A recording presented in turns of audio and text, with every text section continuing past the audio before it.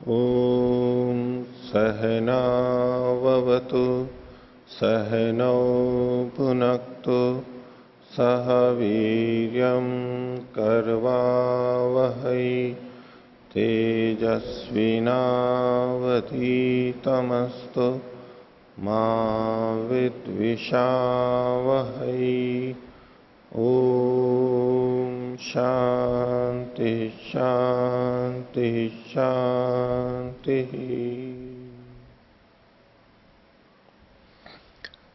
मीमांसा दर्शन की 131वीं कक्षा। मीमांसा दर्शन के तृतीय अध्याय के प्रथम पाद का छठा अधिकरण चल रहा है। तो इसमें शब्द, गुणवाची शब्द किसको कहता है, किससे जुड़ता है, ये प्रसंग पूर्व पक्षी उत्तर पक्षी में चल रहा है। पूर्व पक्षी का कहना है कि अरुणया ये शब्द एक हायन्या से नहीं जुड़ता है, नहीं जुड़ेगा। सिद्धांति का कहना है कि उससे जुड़ जाएगा।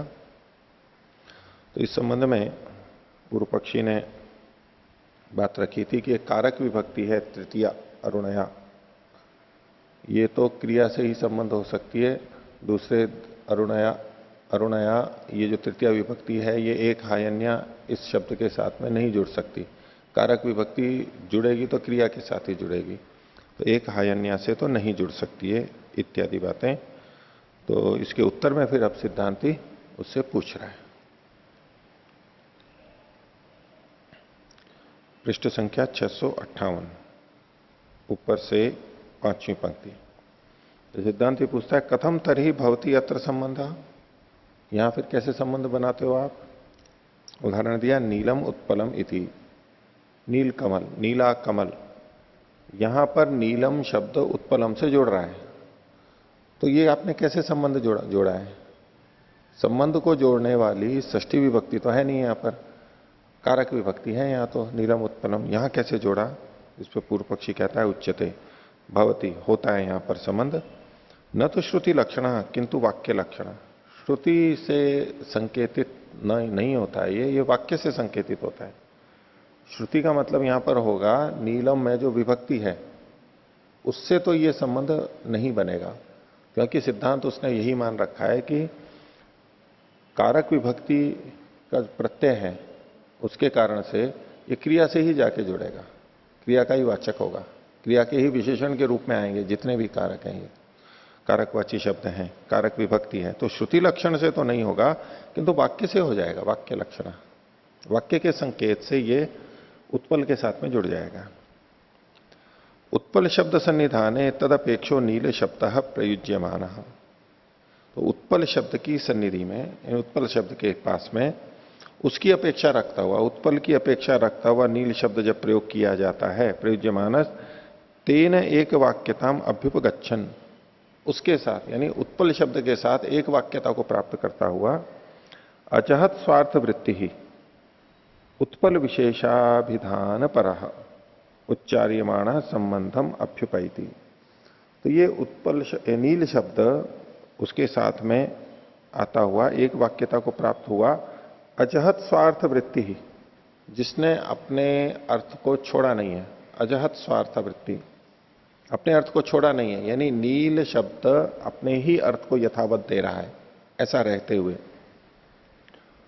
उत्पल विशेषाभिधान पर, उत्पल विशेष के कहने में तत्पर होगा वो। उत्पल तो सभी होते हैं, लेकिन नीलम उत्पलम कहने पर अब ये विशेष उत्पल को कहने में समर्थ हो पा रहा है। ऐसा उच्चारण करता हुआ संबंधम अभ्युपैति, उत्पल के साथ में संबंध को प्राप्त हो जाता है। तो अजहत स्वार्थावृत्ति, जहत स्वार्थावृत्ति, ये दो चीजें साहित्य के अंदर आती हैं। जब हम लक्षणा में जाते हैं कि ये शब्द अपने ही अर्थ को कह रहा है या अपने से भिन्न अर्थ को कह रहा है, अपने अर्थ को छोड़ते हुए कह रहा है। तो नीलम उत्पलम में तो नील शब्द अपने अर्थ को छोड़ नहीं रहा है, लेकिन जहत स्वार्थावृत्ति के लिए मुख्य उदाहरण देते हैं, जैसे गंगायाम घोष। तो गंगा में झोपड़ी है या कुटिया है, तो गंगा में, गंगा के अंदर नदी में बहती हुई नदी है, उस तरह से उसमें तो हो नहीं सकती है। तो वहां पर गंगा के तट पर या गंगा का समीप, गंगा समीप है या गंगा तट, अब ये जो अर्थ लिया जाता है, ये गंगा शब्द अपने अर्थ को छोड़ करके उसके जैसे आसपास की किसी चीज अर्थ को ले रहा है। इसमें जहत स्वार्थावृत्ति होती है कि शब्द अपने अर्थ को छोड़ दिया है, छोड़ करके वहां पर संगति लगती है, उस अर्थ को छोड़ना पड़ता है। लेकिन नीलम उत्पलम में नीलम शब्द अपने अर्थ को छोड़ नहीं रहा है, अपने अर्थ को छोड़ नहीं रहा है वो। तो ये अजहत स्वार्थावृत्तिर उत्पल विशेषाभिधान पर उच्चार्यमाण संबंधम उपायती। जब पूर्व पक्षी ने ये उत्तर दिया तो सिद्धांती अब अपनी बात को रखेगा, भाई यहां भी तो ऐसा ही है, उसने पूछा ही इसलिए था उसको कि नीलम उत्पलम में आप कैसे संगति लगाओगे। तो अब सिद्धांति कह रहा है ननु इहापि वाक्य लक्षण तदवद एव अरुणिम्ना समम संबंध एक हायन्य युज्यते। पूर्व पक्षी ने पीछे कहा था कि ये जो संबंध है ये श्रुति लक्षण नहीं है, वाक्य लक्षण है। तो यहां पर भी ऐसे ही वाक्य लक्षण, अरुणिम्ना के साथ में एक हायन्या का संबंध संगत हो जाएगा, वाक्य से हो जाएगा, श्रुति से तो नहीं होगा, वाक्य से हो जाएगा। इस पे पूर्व पक्षी कहता है नैति ब्रूमा, नहीं ऐसा नहीं होगा। क्यों नहीं होगा? बोले श्रुति ही वाक्यात बली ऐसी, श्रुति वाक्य से बलवती होती है। श्रुतिश्च अस्या क्रिया संबंधम आह न गुण संबंधम, श्रुति तो क्रिया के संबंध को कहती है। सिद्धांति पूछता है यदि पुनः श्रुति सामर्थ्यात क्रिया संबंधो अभ्युपगम्येता, यदि श्रुति के सामर्थ्य से क्रिया के साथ में इसका संबंध जुड़ रहा है, अरुणया का क्रीणाति के साथ में, तो एक वाक्यत्वादपि गुण संबंध, एक वाक्यत्व होने से गुण के साथ भी संबंध हो जाएगा इसका। किसका? एक हायन्या का नहीं, एक हायन्या का श्रुति के सामर्थ्य से क्रीणाति से संबंध होगा, तो वाक्य के सामर्थ्य से इसका अरुणया के साथ में संबंध हो जाएगा। इससे पूर्व पक्षी कहता है नैवम शक्यम, ये नहीं हो सकता। क्यों? यो ही अन्येन सह संबंधुम उच्चार्यते, जो दूसरे के साथ में संबंध जोड़ने के लिए उच्चरित किया जाता है। न तत्समीप गतोपि अन्यस्तेन सह संबंधुम अर्हति, तो वो दूसरे के साथ संबंध को प्राप्त नहीं होता है यदि वो दूसरा उसके निकट हो तो भी। जब कोई शब्द किसी अन्य के साथ संबंध को लेते हुए उच्चरित हो रहा है तो अब किसी अन्य के साथ में, निकटस्थ के साथ में भी संबंध को प्राप्त नहीं होता है। उसके लिए उदाहरण दिया इन्होंने, यथा भार्या राज्य है पुरुषो देवदत्तस्य इति। तो ये तो प्रसिद्ध उदाहरण दिया ही जाता है व्याकरण में। राज्य है पुरुष में, राज पुरुष है जब हम बनाते हैं, राज्य है पुरुष है, तब तो इन दोनों में विशेषण विशेष भाव बनता है, संबंध बन जाता है एक दूसरे के साथ में, तो राज पुरुष है ये समास हो जाता है। लेकिन भार्या राज्य है पुरुषो देवदत्त से, जब वक्ता की विवक्षा क्या है, भार्या किसकी है, पत्नी किसकी है, राजा की, और पुरुष किसका है, देवदत्त का। तो इनका संबंध, राज्य का संबंध भार्या के साथ में जुड़ गया है, तो अब राज्य का पुरुष के साथ में संबंध नहीं जुड़ेगा, भले ही राज्य के पास में पुरुष शब्द पढ़ा हुआ हो। तो भार्या विशेषणार्थम उच्चार्य मानो राज शब्दों, भार्या के विशेषण के लिए उच्चरित होता हुआ राज शब्द न पुरुषेण संबद्धते, पुरुष शब्द के साथ में नहीं जुड़ पाता है। तद्वत यहापि क्रिया विशेषणार्थम उच्चार्यमाण एक हायनी शब्दों न अरुणा शब्देन संबंधम अर्हति। इसी प्रकार क्रिया विशेष से संबंध के लिए उच्चरित होता हुआ एक हायनी शब्द अरुणा शब्द के साथ संबंध को प्राप्त नहीं होता है। ये बात कौन कह सकता है? पूर्व पक्षी सिद्धांती, पूर्व पक्षी, और यह सिद्धांती पूर्व पक्षी कह रहा है। आगे बात समझ में है, ठीक है? तो इसलिए नहीं जोड़ेगा ये, फिर वापस वो की वही समस्या। अब इसको खंडित तो कर नहीं सकता है सिद्धांति सीधे सीधे, बात तो ठीक ही कह रहे हैं, भार्या राज्य है पुरुषो देवदत्तस्य, लेकिन यहां कैसे घटेगा? अब ये समस्या हम व्याकरण में पढ़ते हुए भार्या राज्य पुरुषो देवदत्त से हमें समझ में आता है, राज पुरुष है, यहां समास क्यों नहीं हुआ? राज्य है पुरुष है तो यहां भी है, यहां समास क्यों नहीं हुआ? इस समझाने के लिए ये तो हमें समझ में आता है। लेकिन ये जो वाक्य है अरुणया पिंगाक्ष्या एक हायन्या सोमम क्रीणाति, यहां पर हम इस तरह से नहीं देखते ना। हम तो अरुणया को एक हायन्या से जोड़ करके विशेषण विशेष भाव मान करके सबको क्रीणाति के साथ में जोड़ देते हैं। असमर्थता हम वहां कहां देखते हैं? व्याकरण की दृष्टि से वो चर्चा ही नहीं आती कि ये इसमें असमर्थ है, लेकिन पूर्व पक्षी ने कहा ये इसमें असमर्थ है। इस पे सिद्धांति कह रहा है सत्यम एव एतत्। बात तो ठीक है आपकी, ठीक है,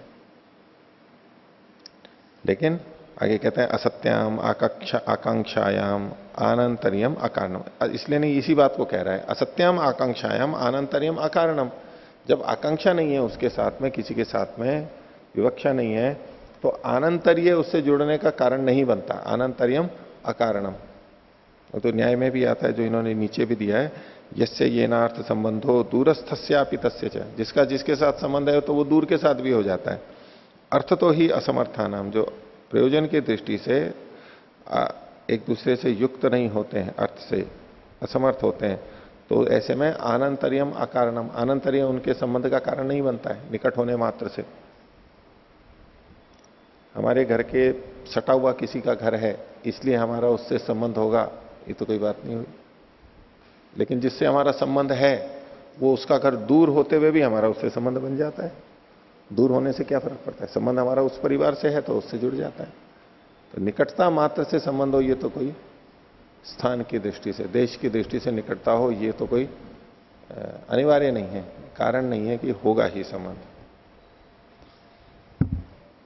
एक पीछे जो इस वाक्य में हमारे अरुणया एक हायन्या पिंगाक्षा क्रीणाति जो है, इसमें उदयवीर जी ने इस बात को स्पष्ट लिखा है कि वे पीछे जो आया था कि एक हायन्या, ये शब्द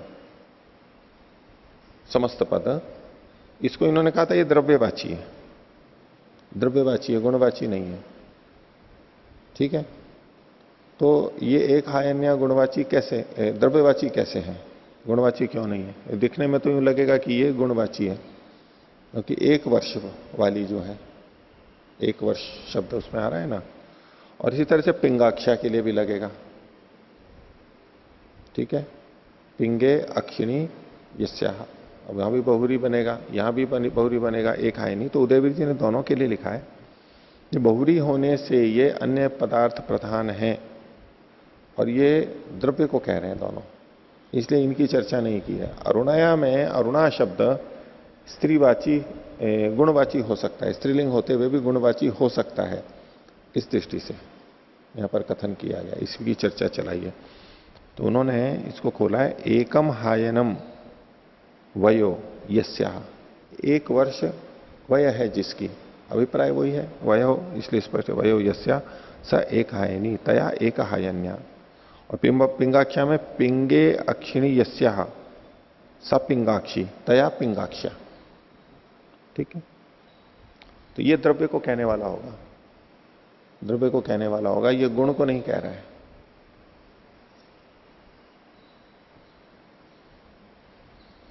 तो असत्यम, वापस वहीं आइए 659, असत्यम आकांक्षायाम आनंतरियम अकारणम। आगे सर्वत्र तो बोधिते पदार्थे वाक्यार्थ उपपद्यते नान्यथा। वाक्यार्थ का बोध कब होता है? जब पद का अर्थ हमें पता लग जाता है, पद का अर्थ जान लेने पर वाक्य का अर्थ आता है, नान्यथा नहीं तो नहीं आता है, ठीक है। यद्यपि हम जिस भाषा को जानते हैं और तेजी से वाक्यों को बोलते चले जाते हैं और हमें अर्थ पता लगता जाता है, पर उस सब में भी पदों का अर्थ हमें पहले पता लगता है और फिर वाक्यार्थ का पता लगता है। उल्टा करेंगे तो पद का अर्थ यदि नहीं पता लगा है तो वाक्य का अर्थ भी हमें पता नहीं लगेगा। तो इसी को इन्होंने कहा, सर्वत्र तो बोधिते पदार्थे वाक्यार्थ उपपद्यते, पद के अर्थ के जान लेने पर वाक्य का अर्थ संपन्न होता है, उत्पन्न होता है, नान्यथा। और सामान्य वृत्ति ही पदम, विशेष वृत्ति ही वाक्यम। पद जो होता है वो सामान्य वृत्ति वाला होता है, सामान्य अर्थ को देने वाला होता है, और वाक्य विशेष अर्थ को देने वाला होता है, विशेष वृत्ति वाला होता है।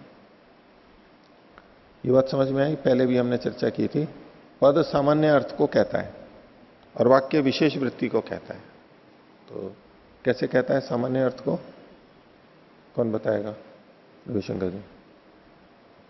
जैसे इसी वाक्य में क्रीणाति है, तो अगर केवल क्रीणाति कहे तो क्रीणाति खरीदने से तो किसी भी चीज के खरीदने का ग्रहण हो सकता है, लेकिन अगर हम जब वाक्य का जब अर्थ निकालेंगे पदों के साथ जोड़ते हुए, तो फिर वहाँ पर जो कहा गया है सिर्फ उसी के ही खरीदने का ग्रहण होगा।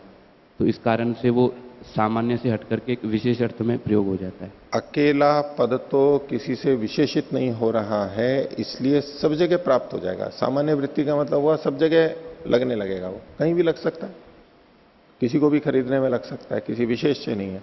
लेकिन जब वो वही क्रीणाति शब्द वाक्य में आकर के प्रयुक्त किया जा रहा है, अब क्रीणाति का वो अर्थ नहीं रहेगा, सामान्य वृत्ति वाला नहीं रहा, अब वो विशेष वृत्ति वाला ही रहा।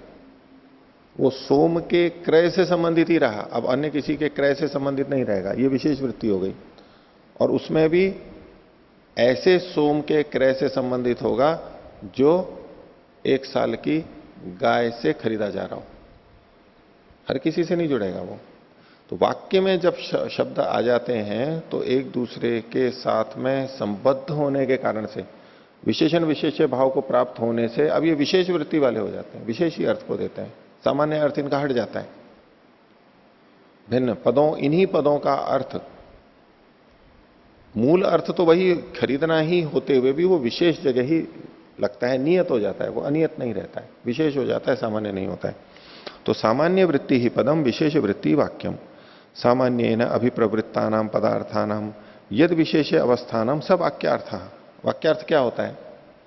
तो सामान्य रूप से जो अभिप्रवृत्त पद हैं, पद के अर्थ हैं, वो जब उनका विशेष अर्थ में स्थित हो जाना, नियत हो जाना, यही वाक्यार्थ है। पदार्थ से वाक्यार्थ में क्या भिन्नता होगी?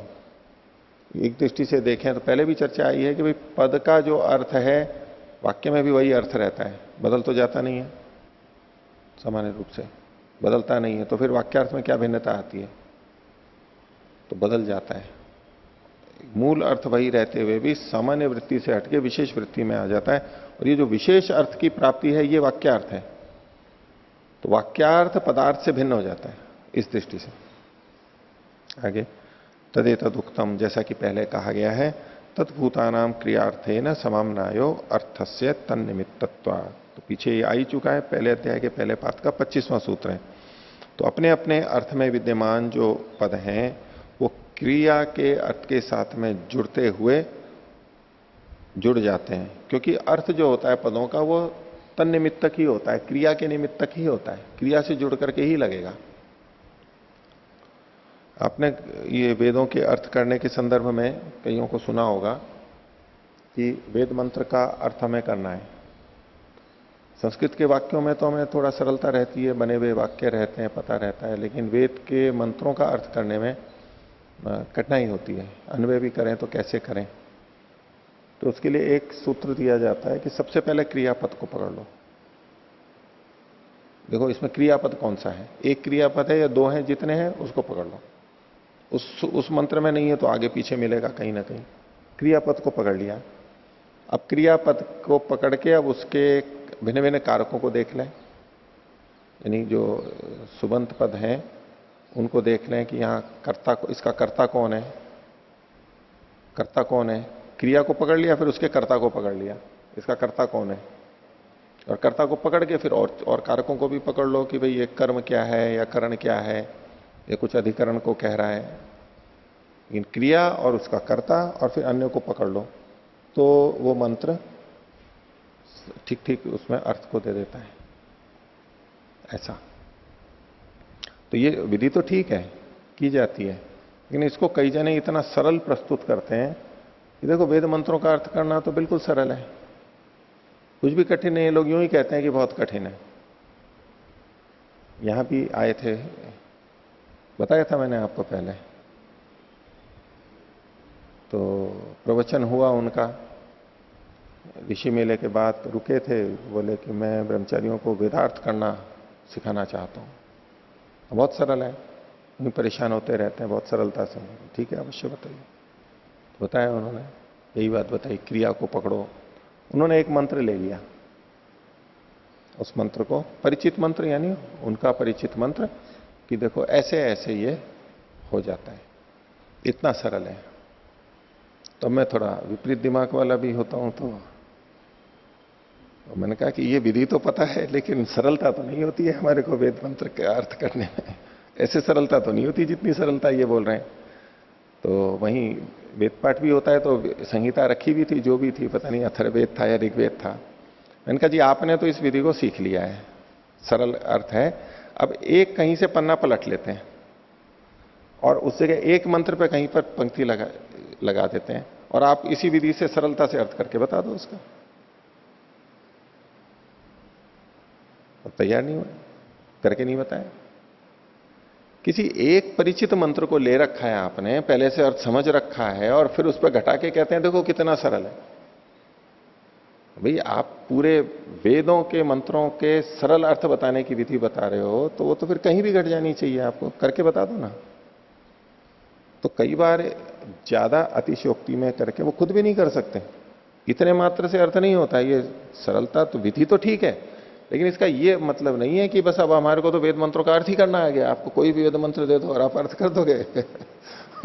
कितनी बार तो उनको यही नहीं पता लगेगा क्रियापद कौन सा है, क्रियापद का ही नहीं पता लगेगा, और ये क्या है, शब्द क्या है, शब्दों के अर्थ ही नहीं पता है। इतने मात्र से नहीं होता है, उसके लिए प्रकृति प्रत्यय और वो जो सारी चीजें हैं वो सब तो देखनी आवश्यक है, ये क्या किया जा रहा है। तो ऐसा होता है कई बार, क्या ये इस ढंग से प्रस्तुत करते हैं कि जैसे कि हम बहुत अच्छी विधि जानते हैं और वेद के विद्वान हैं। अब सामान्य जनता में चल जाता है, वो भी सोचते हैं कि हाँ भाई बहुत अच्छी विधि है, आप उसको व्यवहार में ला सकते हो या नहीं ला सकते। ठीक है, हम तो सीख लेंगे आपसे, आप अगर कहते हैं सिखा देंगे और इतने सरल है तो हम सीख लेंगे आपके एक दो दिन के, हम आपके साथ महीने पर रह लेंगे। इतना आसान अगर आप हमारे को सिखा दो वेद मंत्रों का अर्थ करना, आप करके बता दो, कुछ नहीं, चुप बस। लेकिन फिर भी ये बात तो तथ्य है कि हम क्रिया को पकड़ लेना चाहिए हमारे को, और फिर कर्ता को पकड़ लें, फिर अन्य कारकों को पकड़ लें। पर व्याकरण आदि का ज्ञान और निरुक्त का ज्ञान वो सब तो होना चाहिए, उसके बिना बात नहीं बनती है। ठीक है, तो तत्र प्रत्यक्ष है पदार्थ, वाक्यार्थ है पुनः अनुमानिका। तो पद का अर्थ है वो तो प्रत्यक्ष होता है, पद का अर्थ प्रत्यक्ष होता है, और वाक्य का अर्थ जो होता है वो अनुमानिक होता है। पद का अर्थ प्रत्यक्ष क्यों होता है? क्योंकि पद में सीधे सीधे प्रकृति प्रत्यय जो होते हैं उससे जो अर्थ आ रहा है वो सीधा सीधा आ रहा है, तो प्रत्यक्ष है, साक्षात है, इसलिए प्रत्यक्ष कह रहे हैं। और अनुमानिक क्यों है? बोले वाक्य भी तो सामने दिख रहा है हमारे को, उसको प्रत्यक्ष नहीं कह सकते कि आंख से ही तो देख रहे हैं हम। भाई वाक्य को भी तो आंख से ही देख रहे हैं, और वाक्य को आंख से देख करके हमें अर्थ आ रहा है, तो वो प्रत्यक्ष का नहीं है क्या अर्थ? वाक्य का अर्थ प्रत्यक्ष नहीं है क्या? तो शब्दों से जो सीधा अर्थ आता है वैसा वाक्यार्थ से सीधा नहीं आता है, क्योंकि वाक्य में जब हम अर्थ देखेंगे तब भी तो शब्दों का ही तो देखेंगे, पर अब एक दूसरे से जब जुड़ते हैं तब फिर अर्थ आता है, ये थोड़ा परोक्ष अर्थ हो जाता है, इसलिए इसको आनुमानिक अर्थ कहा। तदेतत अवगम्यताम, उसमें आपको ऐसा समझना चाहिए क्या कि केवल स्वार्थ वृत्ति पदम अनुपदेशकम, तदेतत अवगंतव्यम, केवल स्वार्थ, स्वार्थम इसमें विधि है तो हटा लेना इसको, केवल स्वार्थ वृत्ति पदम, केवल अपने अर्थ को बताने में विद्यमान हो अगर कोई शब्द, केवल स्वार्थ वृत्ति पदम, ऐसा पद जो केवल अपने अर्थ को ही बताने में विद्यमान हो, तो अनुपदेशकम, वो कुछ उपदेश नहीं कर सकता, वो बता नहीं सकता है। यानी वाक्य में अगर प्रत्येक पद का अपना अपना जो अर्थ है वो ही हम लें, मतलब सामान्य वृत्ति, तो उससे हमारे को कोई उपदेश नहीं हो सकता है, कुछ का कुछ हो जाएगा, अर्थ कुछ गलत चला जाएगा। तो केवल स्वार्थ वृत्ति पदम अनुपदेशकम इति पदांतरेण सन्निहितेन, तो उसके पास में जो अन्य पद जो बैठा हुआ है उसके साथ में सन्निहित जो पदांतर है उसके साथ एक वाक्यत्वम अभ्युपैति, वो एक वाक्यता को प्राप्त होता ही है, नान्यथा इति, नहीं तो नहीं होगा। तद यह यद्यपि एक हायनी शब्द क्रीणाति न संबध्यमान कृतार्थ, अल्प विराम ले लीजिए, यद्यपि एक हायनी शब्द क्रीणाति के साथ में संबद्ध होता हुआ कृतार्थ है, यानी चरितार्थ हो चुका है, निरर्थक नहीं है, संबद्ध हो गया है क्रीणाति के साथ साथ, लेकिन और न पदांतरेण संबंधम आकांक्षति, चूंकि ये चरितार्थ हो गया इसलिए किसी और पद की इसको अपेक्षा नहीं है। एक हायन्या क्रीणाति, इतना अगर वाक्य है एक हायन्या सोमम क्रीणाति, तो एक हायन्या ये साकांक्ष निराकांक्ष है, साकांक्ष निराकांक्ष है, मतलब वाक्य में आ चुका है, अलग निकाल देंगे तब तो साकांक्ष हो जाएगा, केवल एक हायन्या बोलेंगे तो उसको अपेक्षा रहेगी कि क्या एक हायन्या, क्या इससे क्या कहना चाहते हो। लेकिन एक हायन्या सोमम कृणाति इससे जुड़ गया है। अब ये एक हायन्या शब्द निराकांक्ष है, तो न पदांतरेण संबंधम आकांक्षति, किसी और पद की यानी इससे अतिरिक्त पद की यानी अरुणया या पिंगाक्षया, इन पदों के साथ संबंध की आकांक्षा इसको नहीं है अब एक हायन्या को। लेकिन अरुणा शब्दस्तु पदांतरेण संबंधम अलभमानो अनर्थ का, लेकिन अरुणया ये शब्द तो दूसरे पद के साथ में संबद्ध न होता हुआ ये तो अनर्थक हो रहा है। इति एक हायनी शब्दे ने एक वाक्यताम अभ्युपैति, इसलिए एक हायनी के साथ में एक वाक्यता को प्राप्त होता है। एक हायन्या सोमम कृणाति साकांक्ष नहीं है, लेकिन अरुणया तो निरर्थक हो रहा है, साकांक्ष है ये तो। अकेला पढ़ दो आप, क्या मतलब है उसका, इसलिए उसको तो संबंध जोड़ना ही पड़ेगा और वो एक हायन्या से जुड़ेगा। इस पे पूर्व पक्षी कहता है ननु उक्तम, मैंने अभी ये तो आपको कहा था क्रिया संबंधार्थो न अरुणा संबंधार्थ इति, एक हायन्या ये शब्द क्रिया के साथ संबंध के लिए है, अरुणा के साथ में संबंध के लिए नहीं है। सिद्धांति कहता है आह अरुणा शब्द से अनर्थक के परिहाराय उभय संबंधार्थ इति वदामा, एक हायन्या शब्द का दोनों के साथ में संबंध है, कृणाति के साथ भी और अरुणया के साथ भी, क्योंकि अरुणा शब्द के अनर्थक्य के परिहार के लिए इसको उससे भी जुड़ना होगा। अन्यार्थम अपि कृतम अन्यार्थम अपि शक्नोति कर्तुम, जो दूसरे के लिए बना हुआ है, दूसरे के लिए किया गया है, वो जो किसी के लिए किया गया है वो उससे भिन्न के लिए भी प्रयोजन वाला हो सकता है, देखा जाता है। एक किसी एक के लिए किया गया हो तो वो दूसरे के लिए हो ही नहीं सकता है, ऐसी तो कोई बात नहीं है, दूसरे के लिए भी हो सकता है। उदाहरण दिया तद यथा शाल्य अर्थम कुल्या प्रणीयन्ते, शाली मतलब चावल आदि के लिए नलियां जो होती हैं, कुलिया पानी बहने वाली, वो बनाई जाती हैं, किस लिए बनाई जाती हैं, उनमें कैरियों में पानी पहुंचाने के लिए। लेकिन ताभ्याश्च पानीयम पीयते उपस्पृश्यते च, और उससे पानी भी पिया जाता है और अंग स्पर्श भी किया जाता है, यानी नहाना धोना भी कर लिया जाता है। तो बनी तो थी शाली के लिए कुल्या, क्या नालियां, लेकिन उससे और दूसरे काम भी हो जाते हैं, हो सकते हैं, ऐसे यहां पर भी हो जाएगा। तद्यथा शाल्यार्थम कुल्य ये हो गया। एवं एहापि क्रय संबंधार्थम एक हायनी शब्द उच्चार्यमाणो अरुणा शब्देन सह संबध्यते, इसी प्रकार से यहां पर भी क्रय संबंध के लिए एक हायनी शब्द उच्चरित होता हुआ भी अरुणा शब्द के साथ में जुड़ जाएगा, न किंचित दुष्यति, और इससे कोई दोष भी नहीं आता है। अच्छा, ये जो इन्होंने लिखा है यहां पर कि शाली के लिए कुल्लियां बनाई जाती हैं, उसी से पानी पीते हैं और उसी से स्नान करते हैं, इससे क्या हमें पता लगता है उस काल की स्थिति का, उस काल की क्या स्थिति हमें पता लगती है, कुछ लग सकती है इससे क्या? माइक से ही बोला करो, ऐसे नहीं, उससे में क्या पता लगती है?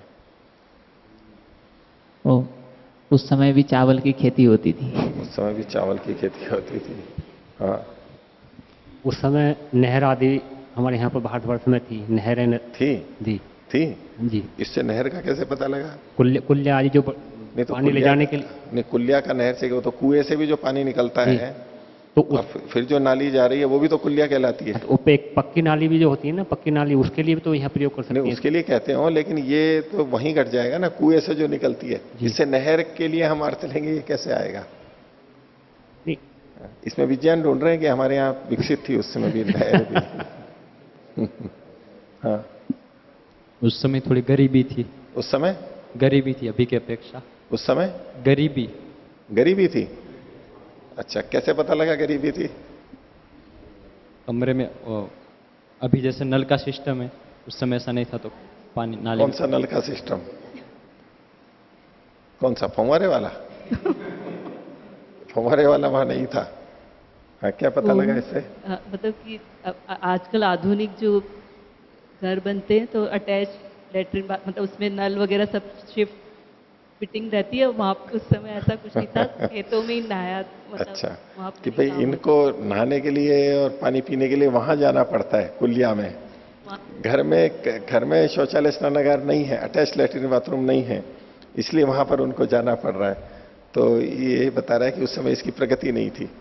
लेकिन घर में तो चलो हो भी, लेकिन अभी खेत में पानी दे रहा है कोई, तो वहां हो तो अगर पानी की प्यास लगी तो वो घर में आकर के मटके में पीता है क्या? खेत में जो विद्यमान है वो घर आएगा क्या?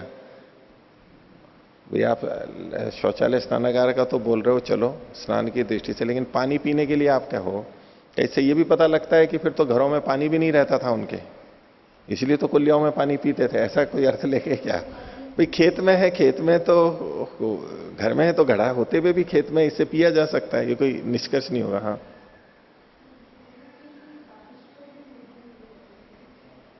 हाँ, केवल बारिश पर निर्भर नहीं करते थे, वहां पर अन्य साधन भी अन्य साधन थे, ये इससे पता लगता है। चाहे कुआ हो चाहे नहर हो, कुछ भी हो, लेकिन अन्य साधन थे, केवल बारिश के ऊपर निर्भर नहीं करता था। और ना एक ही साधन को वो कई प्रयोग में लेते थे। ये तो खैर इसलिए तो ये कहा ही गया है, इससे अतिरिक्त कुछ और वातावरणम अतिशुद्धम आसीत, हाँ। येन क्षेत्रस्य जलमपि पानीयम आसीत। हाँ, तो उस समय जल जो था वो शुद्ध था, और शुद्ध जल से खेती होती थी कि उसका पानी भी पी लेते थे। अभी आजकल नालों के पानी से भी सिंचाई होती है। अब शहरों में जो नाले निकलते हैं उसके आसपास के खेतों में उससे पानी से करते हैं खूब सिंचाई, तो उसको तो कोई पी नहीं सकता है, तो शुद्ध जल से सिंचाई होती थी। ऐसा तो खेतों में भी आप लोगों ने जो कभी जिसने खेती की है तो ऐसा पी लेते हैं ना, पी लेते हैं ना, एकदम साफ पानी होता है, वो निकल करके कुएं से आ रहा है और आराम से उसमें पी लेते हैं, कोई उसमें होता ही नहीं है। इतना शुद्ध जल था, या जमीन भी इतनी अच्छी थी कि वो किया जा सकता था। अथवा इसको, ये तो आपने सकारात्मक दृष्टि से कहा, इसको नकारात्मक दृष्टि से भी कह सकता है कोई, भाई हम तो इस नाली वाली का पीते नहीं है आजकल। क्यों नहीं पीते हैं हम नाली का? क्योंकि उससे संक्रमण हो जाएगा, कुछ गंदा वो रहता है। बोले पिछले वाले लोगों को पता नहीं था कि इससे पानी से भी रोग हो जाते हैं, इसलिए वो पी लिया करते थे, उनको पता ही नहीं था। एते मूर्खा आज तो हमारे को पता है कि हम उसको नहीं पीते। एते मूर्खा संधि पूर्वम दूषयन्ति पश्चात तस्य निराकरण कुर्वन्ति। ठीक है, मतलब मैं विपरीत अर्थ में कह रहा था उसको, कि वो आज की स्थिति के अनुसार देख करके, क्योंकि उसका दिमाग तो आज का बना हुआ है, भाई ऐसे तो नहीं पिया जाता है, तो पहले के लोग तो पी लेते थे। इसका क्या मतलब हुआ कि उनको पता नहीं था कि इन सबसे रोग हो जाते हैं, उनका इतना ध्यान नहीं रखते थे, कहीं से भी पानी पी लेते थे, अगर उल्टी दृष्टि से देखा जाए तो। और अच्छी दृष्टि से, जैसा स्वामी जी ने कहा कि भाई उस समय पानी साफ होता था। अब वो ये नहीं, उसमें दोष नहीं देख रहा है कि उन लोगों को पता नहीं रहता था, ये पता तो था, लेकिन पानी साफ रहता था और आज पानी खराब है, इसको बता रहा है। वो कह रहा है कि उनको पता ही नहीं रहता था, वो ये मान के चल रहा है जैसा आज पानी है वैसा ही पानी पहले भी था, ये मान के बोलेगा तो यही कहेगा कि इनको पता नहीं था। हाँ, पहले का स्वास्थ्य अधिक अच्छा था लोगों का आज की अपेक्षा। अच्छा, भले ही वो उसका पानी वो खराब पानी पीते हुए भी बीमार नहीं होते थे। बहुत अच्छा स्वास्थ्य पहले की अपेक्षा, लेकिन अच्छा पानी तो गंदा था। नहीं, पानी भी ये पता लगा नहर और कुएं का आपके कथन के पीछे ताजा का पानी पी, आपके पीछे का जो अधिकरण सिद्धांत है ना, जो इनका कथन कब बनेगा? ये कह रहे हैं कि उनका स्वास्थ्य अच्छा था कि उस पानी को पी के भी बीमार नहीं होते थे, तभी तो पी लेते थे। अगर बीमार होते तो उस पानी को पीते ही नहीं, वो जैसे आजकल नहीं पीते हैं, एक बार पी लो बाहर का पानी तो फिर उल्टी दस्त हो जाते हैं, तो बाहर का पीते ही नहीं है आजकल पानी। तो उनका स्वास्थ्य अच्छा था। तो इसके पीछे का अधिकरण सिद्धांत क्या है इनके?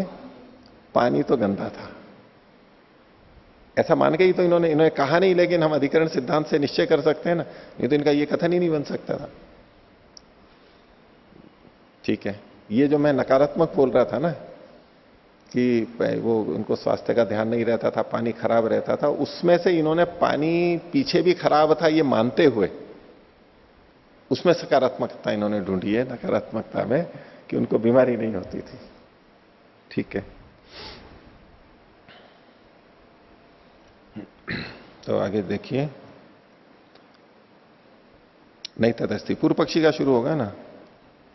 यद्यपि अयम अरुणा शब्दो अनर्थको माभूत इति एक हायन्य संबद्धते, यद्यपि ये अरुणा शब्द अनर्थक नहीं हो इसलिए एक हायनी से जुड़ता है, तथापि सर्वस्मिन प्रकरणे निवेष्टुम अर्हति, फिर भी ये पूरे प्रकरण में लागू हो सकता है। पूर्व पक्षी बोल रहा है ये, यानी पूर्व पक्षी का उद्देश्य तो यही था ना कि अरुणा शब्द पूरे प्रकरण में लग रहा है, ये धर्म यही सिद्ध करना चाहता। तो ये जो बात सिद्धांति ने कही थी उसके लिए कहा कि यद्यपि अरुणा शब्दों अनर्थको महाभूत, अरुणा शब्द अनर्थक नहीं हो इसलिए एक आहिनी के साथ में जुड़ता है, मान चुका है यहां पर ये पूर्व पक्षी जुड़ जाएगा, लेकिन फिर भी पूरे प्रकरण में ये घट सकता है।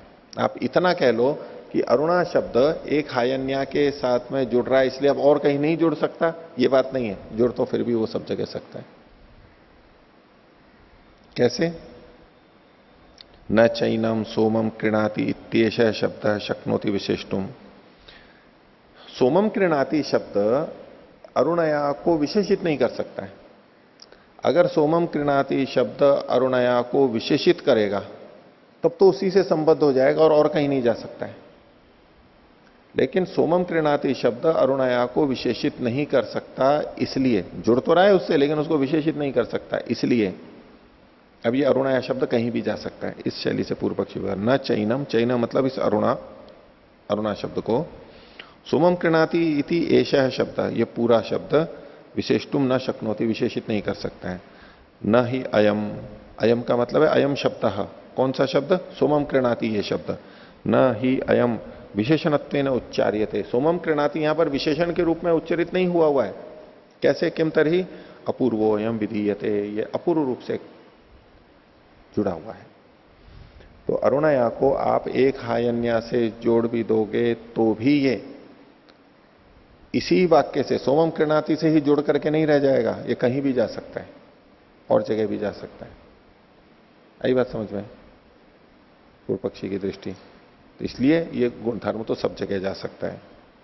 अब इस पे सिद्धांत बोल रहा है ननु अपूर्वोपि विधीयमानः एक हायनी शब्दवत इतरेण संबत्स्यते।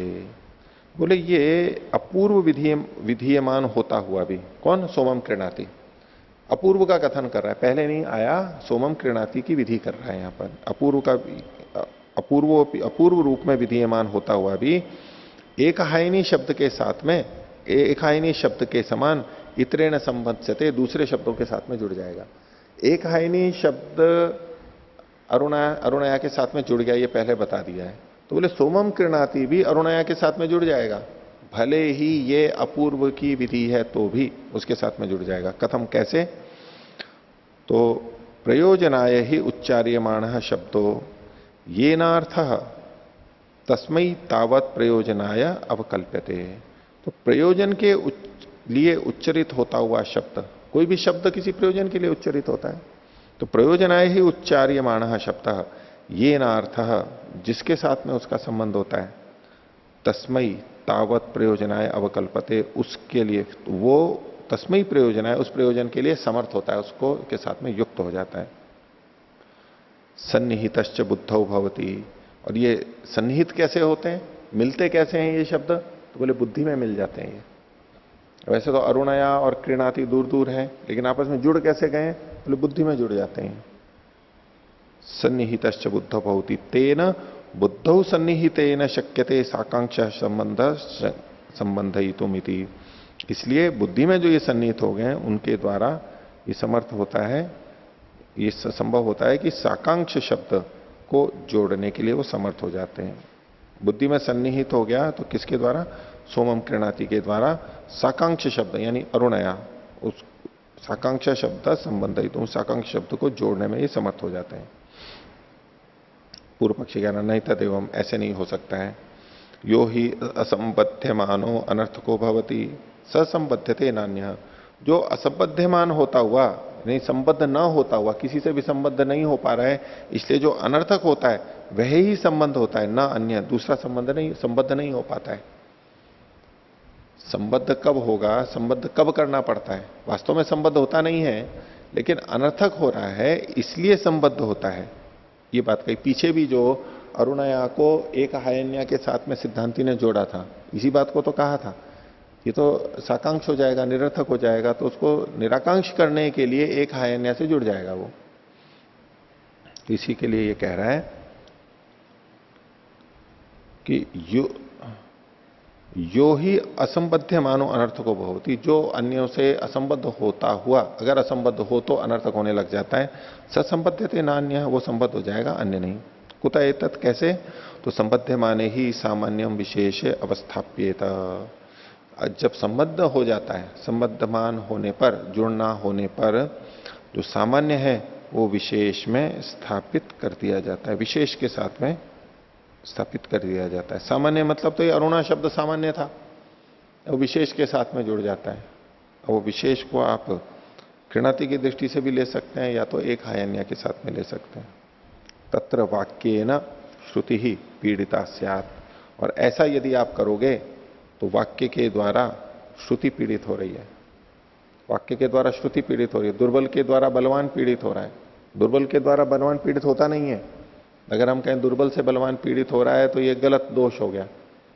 तो आप जिस तरह से कर रहे हो, विशेष में वो स्थापित होता है, संबद्ध होता हुआ, तो वाक्य के द्वारा जो अर्थ आ रहा है, विशेष अर्थ, उसके कारण शब्द का जो अपना अर्थ है, श्रुति का सामान्य अर्थ, वो बाधित हो रहा है। तो तत्र वाक्य न श्रुति पीड़िता स्यात् न च अयम असंबध्यमान क्रीणाति न अनर्थको भवति। और ये शब्द यानी अरुणया जो है, ये क्रीणाति न असंबध्यमान, क्रीणाति के साथ संबद्ध न होता हुआ अनर्थक नहीं होता है। क्रीणाति के साथ भले ही संबद्ध ना हो रहा तो भी अनर्थक नहीं होगा। क्यों नहीं होगा? प्रकरणगत ही अभिसंबत्स्यते, प्रकरणगत जो अन्य क्रियाएं हैं उनके साथ में ये जुड़ जाएगा, दूसरी जगह जुड़ जाएगा, इसलिए अनर्थक तो ये हो नहीं रहा है। अब देखिए यहां पर इन्होंने इसका अर्थ क्या किया, प्रकरणगत ही को देखो, इसमें हिंदी में देखिए, यहां पर पहली पंक्ति रेखा के नीचे, सोमयाग प्रकरणगत पदार्थों के साथ संबद्ध हो जाएगा। कौन सा प्रकरण ले लिया इन्होंने? सोमयाग। आ गया ना वो जो क्रय प्रकरण वाला था ना, तो क्रय को छोड़ के पूरा सोमयाग ले लिया ना, वही संगत है। यहां पर ठीक अर्थ लिख लिया इन्होंने। आगे सिद्धांत कह रहे हैं, ननु ए तत् उक्तम, बोले हमने ये कहा था कि प्रकरणे अपि अस्य संबंधो अनुपपन्ना थी। बोले प्रकरण में इसका संबंध लग ही नहीं सकता है। पीछे 655वें पृष्ठ पर सिद्धांति ने पूर्व पक्षी की बात को खंडित किया था, क्योंकि उससे पहले पूर्व पक्षी ने कहा था कि इसका संबंध यहां नहीं घटेगा। तो सिद्धांति ने कहा कि अगर आपकी बात मानी जाए कि क्रिया के साथ संबंध नहीं होगा इसका, अरुणा का, तो फिर तो प्रकरण में भी कहीं नहीं होगा, क्योंकि वहां भी क्रिया ही कोई ना कोई तो क्रिया आप लेओगे, और ये है गुणवाची, तो गुण के अमूर्त होने से किसी भी क्रिया से संबंध नहीं होना चाहिए। ये जो बात कही थी, बोले कि हमने आपको कहा था कि प्रकरण में भी ये संबंध नहीं हो पाएगा। तो पूर्व पक्षी कहता है ना अनुपपन्ना, अनुपपन्न नहीं होगा, यानी उत्पन्न हो जाएगा। प्रकरण में तो उत्पन्न हो जाएगा। कैसे? एकस्मिन वाक्य अन्यो अर्थो विधीय मानो न अन्य न संबद्धते। एक ही वाक्य में अन्य अर्थ विधीयमान होता हुआ वो अन्य के साथ में संबद्ध नहीं होता है। उसी वाक्य में एक के साथ संबद्ध होता हुआ दूसरे से संबद्ध नहीं होता है। क्यों? वचन व्यक्ति भेदात, वचन की अभिव्यक्ति का भेद होने से, वचन के स्वरूप में भिन्नता आ जाने से। कैसे है उसको ये आगे स्वयं बता रहे हैं। अन्य ही वचन व्यक्तिर विधीयमानस्य, जो विधीयमान अर्थ होता है उसकी वचन की अभिव्यक्ति प्रकटीकरण अलग होता है। अन्य गुणेन संबद्धमानस्य, और जो गुण के साथ में संबद्ध हो रहा है उसकी वचन व्यक्ति अलग प्रकार की होती है। क्या अंतर होता है उसको स्वयं आगे बता रहे हैं। अज्ञातवच्चाप्यते विधीयमानो अर्थ, जो विधीयमान अर्थ होता है वो कैसे प्रस्तुत किया जाता है? अज्ञात अर्थ की तरह से प्रस्तुत किया जाता है। और ज्ञातवद अनुद्यते गुण संबद्धार्थम, जो गुण, जिसका गुण के साथ में संबंध किया जाता है वो किस ढंग से प्रस्तुत किया जाता है? ज्ञात के समान, क्योंकि ज्ञात के साथ में फिर गुण का संबंध होता है। तो अज्ञात के समान तो उसकी विधि की जाती है, और ज्ञात के समान अनुवाद करके गुण से संबंध जोड़ा जाता है। तो इसके लिए पीछे से देखिए, अन्य ही वचन व्यक्तिर विधीयमान से अन्य गुणे न संबद्धमान से, जो विधीयमान होता है उसकी वचन व्यक्ति भिन्न प्रकार से होती है। उसकी वचन व्यक्ति अज्ञात के रूप में होती है, अज्ञात को जनाया जा रहा है। और जिसका गुण के साथ संबंध होता है तो भिन्न वचन व्यक्ति होती है, यानी ज्ञात का अनुवाद करके और किसी गुण के साथ में जोड़ा जाता है। ये वचन व्यक्ति की भिन्नता होती है। ठीक ही कह रहा है वैसे तो। न च सकृत उच्चार्यमाणो ज्ञातवत अज्ञातवच्च भवितुमर्हति, और कोई एक शब्द उच्चरित होता हुआ ज्ञात के समान भी हो जाए और अज्ञात के समान भी हो जाए, ये दोनों बातें नहीं हो सकती। एक हाइनी शब्द स्वयं आगे बोलेंगे, एक हाइनी पे लगा करके देखना कि जब एक हाइनी की विधि की जा रही है तब तो वो अज्ञात के समान कथन किया जा रहा है, और जब एक हाइनी का अरुणया इस गुण के साथ में संबंध जोड़ा जा रहा है तो ये ज्ञातवत अनुवाद की तरह प्रयोग किया जा रहा है। तो एक ही शब्द एक ही वाक्य में ज्ञातवत और अज्ञातवत प्रयोग नहीं किया जा सकता, कोई एक ही तरह से लेना पड़ेगा। खोल रहे हैं इसी को आगे। एक हाइनी शब्द क्रय विधीयमानो अज्ञातवत स्यात्, जब क्रय के संबंध में विधीयमान होगा तो ये अज्ञात के समान होगा। सोमम क्रीणाति, कैसे खरीदता है सोम को? एक हायन्या, इस गाय के साथ द्वारा। और अरुणा शब्देन संबध्यमानश्च ज्ञातवत, और जब अरुणा के साथ में जुड़ेगा तो ज्ञातवत ही होगा। जब अरुणा के साथ में जुड़ेगा तब इसको अज्ञातवत नहीं कह सकते आप, क्योंकि जब किसी का गुण बताया जा रहा होता है तो जिसका गुण बताया जा रहा होता है वो पहले से ज्ञात होता है। ठीक है, एक घी लेकर के आना, एक गाय का घी लेकर के आना, अब इसमें गाय का ये गुण कहा जा रहा है, तो ये गुण कब कथन में होगा? जब घी का पहले से पता होगा उसको। ज्ञात घृत के साथ में गाय का ये जो गुण का विशेषण जोड़ा गया है ये तब जुड़ पाएगा, नहीं तो नहीं होगा। ठीक है, पीपे में रखा हुआ घी लेकर के आओ, डोली में रखा हुआ घी लेकर के आओ, तो ये ज्ञात को ही अनुदित करते हुए गुण के साथ में संबंध जोड़ा जाता है। आगे तो ये दोष तो पूर्व पक्षी ने दिखाए सिद्धांति के में कि ये दो तरह से आपके अलग अलग बनेगा। आगे कहते हैं वाक्य भेदे पुनर्न दोषो भवति, जब इसमें हम वाक्य भेद कर देंगे तो कोई दोष नहीं आएगा। अभी सिद्धांति की तरह से देखेंगे तो बोले वाक्य भेद आएगा आपका, क्योंकि ये एक हायन्या शब्द एक ही वाक्य में ज्ञातवत और अज्ञातवत नहीं हो सकता है। जब हम वाक्य भेद कर देंगे तो भले ही एक वाक्य में तो वो ज्ञातवत है, दूसरे वाक्य के नहीं, एक वाक्य में तो अज्ञातवत है, विधि हो गई, और जो एक बार विधि हो गई तो वही शब्द दूसरे वाक्य के संदर्भ में जब जाएगा तो ज्ञातवत होता हुआ जा सकता है, कोई आपत्ति नहीं है। एक ही वाक्य मानोगे तो ज्ञातवत अज्ञातवत में भेद आएगा, भिन्न भिन्न वाक्य मानेंगे तो दोष नहीं आएगा। तो कहा वाक्य भेद है पुनर्न दोषो भवति, वाक्य भेद में दोष नहीं होता, जैसा कि पूर्व पक्षी चाहता है वाक्य भेद कर दिया जाए। प्रकरण हेतु वाक्यांतर ही क्रिया द्रव्यांतराणी च प्राप्तानी, प्रकरण में भिन्न वाक्यों के द्वारा, वाक्यांतर ही आई के है भिन्न वाक्यों के द्वारा क्रिया द्रव्यांतराणी, क्रिया में समर्थ जो द्रव्य हैं वो प्राप्त हैं पहले से। तैरिदम वाक्यांतर विहितम संबध्यते, और उनके साथ में इदम वाक्यांतर विहितम, इस वाक्यांतर से विहित, इस वाक्यांतर से विहित मतलब ये जो वाक्य है हमारा इससे विहित संबद्धते, उससे जुड़ जाता है। तत्र अन्यस्मिन वाक्य विधीयते अन्यस्मिन वाक्य अनुद्यते इति उपपन्नम भवति, तो भिन्न वाक्य में तो उसका विधान हुआ है और दूसरे वाक्य में उसका अनुवाद हो रहा है, इसमें कोई दोष नहीं है। एक हायन्या जब इसकी विधि की जाएगी, एक हायन्या सोमम कृणाति, अब तो यहां पर अज्ञातवत विधि हो रही है, हो गई। अब अरुणया कृणाति भिन्न वाक्य बनाया, तो अब जो एक हायन्या अरुणया से जुड़ेगा तो अब ये ज्ञातवत होता हुआ अनुवाद करते हुए अरुणा गुण को कहने वाला हो जाता है। यहां तो असंगति नहीं है, लेकिन अरुणया एक अरुणया पिंगाक्षा एक हायन्या कृणाति, इसी वाक्य में अगर आप देखने लगोगे एक वाक्य में, तो अब एक हायन्या एक ही वाक्य में ज्ञातवत और अज्ञातवत नहीं हो सकता। तस्मात इसलिए संयोग तो अविशेषात प्रकरणाविशेषाच सर्वस्मिन प्रकरणे द्रव्येषु निवेशायति, इसलिए दो हेतु जो इसने पहले भी दिए थे, संयोग तो अविशेषात, संयोग के अविशेष होने से, यानी किसी द्रव्य विशेष से ये जुड़ा हुआ नहीं है। अब देखो पूर्व पक्षी जिस तरह से अरुणया को देख रहा है, वाक्य भेद कर दिया इसने।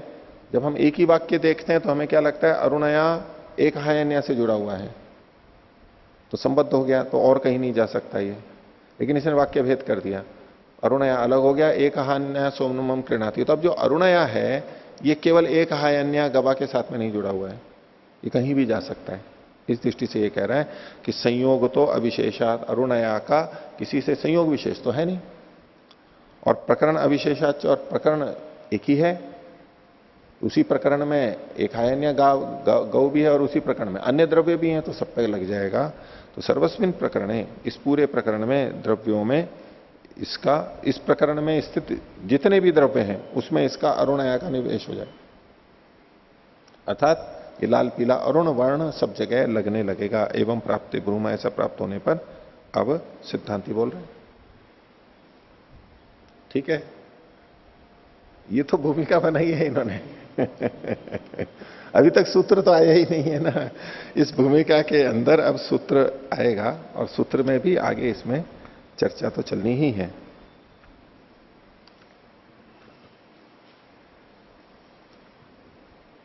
ठीक है, देखिए अब सिद्धांति पूछना है। हाँ, आचार्यवर्य अत्र हिंदी भाषायाम उपरिष्टात द्वितीय पंक्ति, हाँ, अर्थात सोम प्रकरणगत सब पदार्थ अरुण गुण वाले होवे ऐसा जाना जाएगा। हाँ, अत्र पदार्थ शब्द से अर्थ क्रिया अस्ति अथवा द्रव्य? द्रव्य, द्रव्य, सर्वद्रव्य, सब द्रव्य। पदार्थ मतलब द्रव्य। फिर अरुण गुण किसका बनेगा? क्रिया का बनेगा या द्रव्यों का बनेगा? यथा अत्र क्रीणाति शब्देन सह संबंध। नहीं, एक हायन्य, एक हायन्य से जुड़ेगा ना। यहां पर एक हायन्य से भी जुड़ जाएगा ये। अब वाक्य भेद कर देने से एक हायन्य से भी जुड़ जाएगा, कोई दोष नहीं है पूर्व पक्षी की दृष्टि में। और अन्य द्रव्यों के साथ भी जुड़ जाएगा, अन्यों के साथ में भी जुड़ जाएगा वो। ठीक है, इन्होंने हिंदी में लिखी दिए है ना, देखो ऊपर की पंक्ति में भी ये सोमयाग प्रकरणगत पदार्थों के साथ संबद्ध हो जाएगा, अर्थात सोम प्रकरणगत सब पदार्थ अरुण गुण वाले होवे ऐसा जाना जाएगा। ठीक है, देखिए अब सूत्र देखिए 12वां सिद्धांति का है, अर्थैकत्वे द्रव्य गुणयो ऐक कर्म्यात नियमः स्यात्। अर्थैकत्वे द्रव्य गुण, द्रव्य और गुण का एक ही अर्थ यानी एक ही प्रयोजन होने के कारण से, यानी इस वाक्य में हम देखेंगे तो अरुणया का भी वही प्रयोजन है जो एक हायन्या का है। अर्थैकत्व, द्रव्य और गुण में एक ही अर्थ होने से, एक ही प्रयोजन होने के कारण से, एक कर्म्यात, एक कर्म होने के कारण से नियम स्यात्, नियम हो जाएगा, इससे जुड़ जाएंगे तो ये आपत्ति नहीं है। इनका परस्पर अन्वय हो जाएगा, इसी वाक्य में अन्वय हो जाएगा, वाक्य भेद नहीं करना है। भाष्य देखिए, अर्थैकत्वे द्रव्य गुणयोर ऐक कर्म्यात नियमः स्यात्, ये तो सूत्र को इन्होंने जो का तो लिख दिया है आगे। यत्र अर्थैकत्वम श्रूयते द्रव्य गुणयो, जहां द्रव्य और गुण का अर्थैकत्व सुना जाता है, पता लग रहा है, तत्र द्रव्य गुणौ एकस्मिन् पदार्थे नियम्ये याताम, तो वहां द्रव्य और गुण एक ही पदार्थ में, यहां पदार्थ का मतलब कर्म है, एक ही कर्म में, एक ही क्रिया में नियमित हो जाएंगे। कुतः, कैसे? एक कर्म्यात, एक कर्म होने से। एक कर्म्यात ये सूत्र का अंश है, इसी को खोल रहे हैं आगे। एक कार्यत्वात, एक ही कार्य होने से, प्रयोजन एक होने से। एकम ही कार्यम द्रव्य गुणयो श्रूयते क्रय संबंध, यहां पर द्रव्य और गुण का एक ही कार्य सुना जा रहा है। क्या? क्रय के साथ में संबंध जुड़ रहा है, क्रीणाति के साथ में संबंध जुड़ रहा है। पूर्व पक्ष कथम एतद अवगम्यते, ये कैसे जाना जाता है? सिद्धांति कहता है एक वाक्यत्वात, क्योंकि यहां वाक्य एक है, एक वाक्य होने के कारण से। पूर्व पक्षी कहता है कथम एक वाक्यत्वम, एक वाक्यता कैसे जान लिया आपने? यहां सिद्धांति कहता है अरुणया पिंगाक्षा एक हायन्या इति अपर्यवसितो अर्थः, इसको विपरीत अल्प विराम में लीजिए इतना, अरुणया पिंगाक्षा एक हायन्या, विपरीत अल्प विराम में इतने अंश के लिए सिद्धांति कह रहा है कि इति अपर्यवसितो अर्थः। अभी यहां पर अर्थ पूरा नहीं हुआ है वाक्य का। एक अरुणया पिंगाक्षा एक हायन्या, इतना ही इन तीन पदों को बोल करके कोई चुप हो जाए तो अर्थ अभी समाप्त नहीं हुआ, अपर्यवसित अर्थ है। इसलिए साकांक्षत्वात्, साकांक्ष होने से, किनमें? अभिधात्री प्रतिपत्रो हो, जो बोलने वाला है और जो प्रतिपत्ता जानने वाला है यानी सुनने वाला है, दोनों में ही ये साकांक्ष रहेगा, अभी पूरा नहीं होगा। इसलिए सोमम कृणाति इति तो पर्यवस्यति, सोमम कृणाति को विपरीत अल्प विराम में ले लीजिए। इन तीन पदों के बाद में यदि सोमम कृणाति जोड़ दिया जाता है तो वो समाप्ति को प्राप्त होता है, साकांक्ष नहीं रहता है। तयोहो एकम तयोहो एवं नैरुत्सुक्या, ऐसा होने पर इनमें फिर उत्सुकता नहीं रहती है, नैरुत्सुक्य हो जाता है। जब संबंध जुड़ जाता है तो क्या होगा? उत्सुकता नहीं रहेगी, यानी निराकांक्ष हो जाएगा। जब आकांक्षा होती है तो उत्सुकता बनी रहती है ना, उत्सुकता बनी रहती है। मान लीजिए कुछ कार्य बट रहा है, ये कार्य वो कई कार्य हैं, अब सब जने इकट्ठे खड़े हैं कि मेरे को कौन सा कार्य मिलेगा ये भी पता नहीं है, बोल रहे हैं इसको वो उसको, तो उत्सुकता रहती है, आकांक्षा रहती है कि कहाँ मैं जाऊंगा, या तो खेल है तो खेल में इस तरफ मेरे को मिलेगा या उस तरफ मेरे को मिलेगा, तो एक उत्सुकता बनती है। और जब हमें पता लग जाता है कि यहां है, तो अब उस विषय में उत्सुकता समाप्त हो जाती। तयो एवं नैरुत्सुक्या, निरुत्सुकता हो जाने से अब इसके साथ किसी के साथ संबंध नहीं जुड़ेगा। अब इस पर पूर्व पक्षी कहता है यदि एक कार्यता, यदि दोनों की एक ही कार्यता है, गुण और द्रव्य की दोनों की, तो किमिति विकल्प होना भवती, फिर तो इनमें विकल्प होना चाहिए। कैसे विकल्प बोल रहे हैं? जैसे यव और व्रीहि के बारे में, ठीक है, व्रीहि वीरवा यजेता, यवैर्वा यजेता, तो यजन के साथ में व्रीहि और यव दोनों का जो संबंध है, तो ऐसा होने पे तो विकल्प प्राप्त होना चाहिए। तो ऐसा ही कर रहा है कि गुण और द्रव्य में एक काल रहता तो विकल्प प्राप्त होता है। ठीक है, तो दिया ना इसने, विकल्प प्राप्त होने लगेगा ना, जब एक ही के साथ जोड़ दिया तो विकल्प प्राप्त होने लगेगा ना। उसको देखो कहां आके किस तरह से जोड़ा है पूर्व पक्षी ने। तो सिद्धांत कह रहा है नहीं तदेवम, क्यों, एकार्थास्तु विकल्पेरन इति विकल्प धर्माणु प्राप्तः।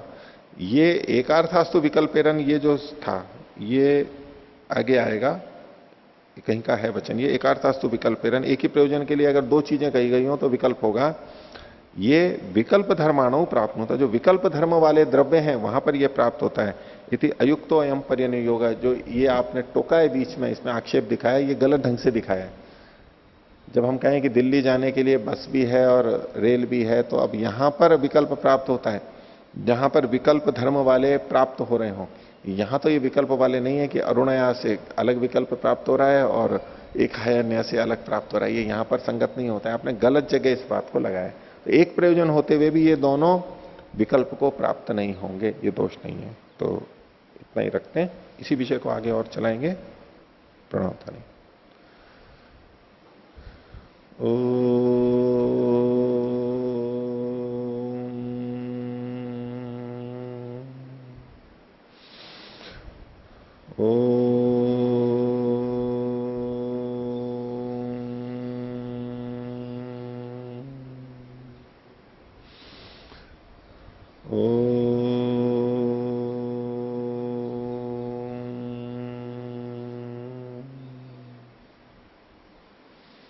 सभी को साधारण विवादन। ओम